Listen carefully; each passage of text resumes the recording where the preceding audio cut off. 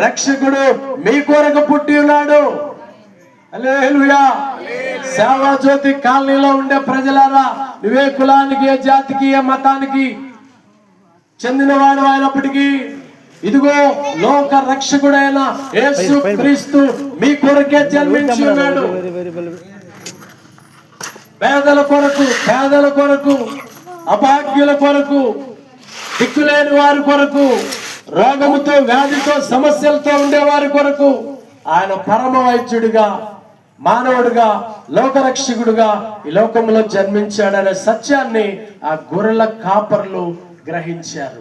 ఎక్కడో ఊరు బయట ఉన్నవారు, సమాజానికి దూరంగా ఉన్నవారు, కుటుంబానికి దూరంగా ఉన్నవారు రక్షకుడు మన కొరకు జన్మించాడు అని వారు తెలుసుకున్నారు. ఆ రక్షకుడిని వారు అనుభవించారు. ఆ రక్షకుని హృదయంలో చేర్చుకున్నారు. చూడండి, రాజీవ్ గాంధీ చనిపోయి 2 గంటలు